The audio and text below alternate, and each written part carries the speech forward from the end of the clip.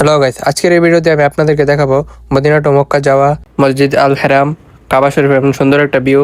হারামের পাশে 5 স্টার মানের হোটেলে থাকা, তেমন সুন্দর একটা রুমের মধ্যে 2 রাত স্টে করা, এবং সাথে থাকছে কাবার সুন্দর একটা রুম ভিউ।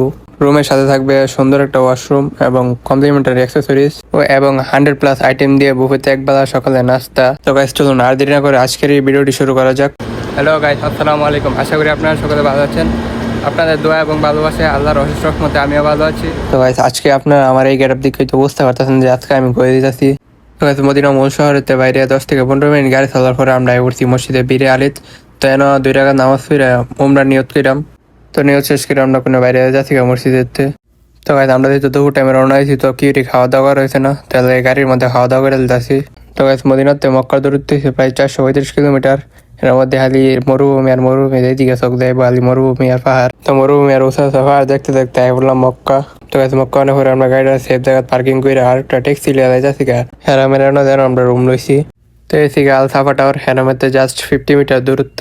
তো আল সাফা টাওয়ার কিন্তু একটা 5 স্টার মানের হোটেল। তো গাইস তখন আমরা যাচ্ছি রুমের মধ্যে, আর এই আমরা রুম। তো গাইস এই রুমের পার নাইট কস্ট পড়ছে 900 রিয়াল। তো গাইস সাফা টাওয়ার আমরা 2 রাত স্টে করবো, আর এই আমরা রুমের কাবা ভিউ কি সেরা একটা ভিউ দেন আপনারা, খালি দাঁড়ায় দেখতো মঞ্চ এমন একটা সেরা ভিউ।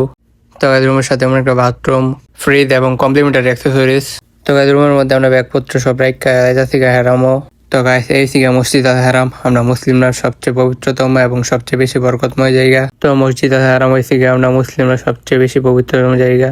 আমরা মুসলিমরা 3টা পবিত্র মসজিদের মধ্যে এটা হচ্ছে সবচেয়ে বেশি এবং সবচেয়ে বরকতময় মসজিদ। তো এই মসজিদ আল হারামের লাগিয়া সৌদি সরকার প্রতি বছর $7 বিলিয়ন খরচ করে। তো গাইস মসজিদ আল হারামের আর একটা বিশেষ দিক হচ্ছে বিশ্বের সবচেয়ে দামি জায়গা, যার বর্তমান নির্মাণ মূল্য প্রায় 100 বিলিয়ন থেকে 150 বিলিয়ন ডলার। তো গাইস মহান আল্লাহর কাছে লাখ লাখ শুকরিয়া যে আমার মতো একটা পাপী বান্দারে এমন একটা জায়গার মধ্যে আনছে। তো গাইস দেন আপনারা হাত ধরে আসবাদের মধ্যে তোমাদের কত মানুষের বিল্ডিং গেলেছে, এরপরে মানুষ দেখতে পারতেছে না মানুষের বিল্ডিং। তো এক কথায় গাইস এন যদি আপনারা সময় দেন ওরা সাহস এবং খাস নিয়ত লাগবো। তো গাইস আলহামদুলিল্লাহ প্রায় আধা ঘন্টা ফার্স্ট করার পরে গিয়ে সময় দিতাম পারছি। তো গাইস উমরা শেষ করে কোনো পড়ি সাফা মারুয়াত। তো এনতে সাফাতে মারুয়াতে সাফাত প্রায় 7 বার রাউন্ড দেওয়া লাগবো। তো গাইস তখন আমরা সবাই সাফাতে আরো শুরু করলাম। সাফাতে ওখানে দেওয়া লাগবো মারুয়াত। তো আমার পিছিয়ে দিলে দেখতে পারতেছেন এটা হচ্ছে সাফা, আর সামনে দিলে যেমন এটা হচ্ছে মারুয়া। তো গাইস এই হচ্ছে মারুয়া। তো গাইস সাফাতে মারুয়াতে সাফাত প্রায় 7 বার রাউন্ড দেওয়া লাগবো সবাই। তো গাইস সাফা মারুয়া সাই করে শেষ করে ওখানে যাচ্ছি মাত্র চুল করতাম। তো গাইস অবশেষে আমার 7 থেকে 8 মাসের চুলটি প্রায় শেষ, আবার নতুন করে চুল উঠানো লাগবো। তো একদিক দিয়ে কষ্ট লাগলো, আরেক দিক দিয়ে ভালো লাগতেছে। তো গাইস এই থেকে আমার বর্তমান লোক। তো আপনারা কি আবার ঠুল্লা মাথা কই আমাদের আমার লগে। তো গাইস মসজিদ আল হারামের মধ্যে এসের নামাজ পড়ে এখন যাইতেছি আমরা হোটেলও।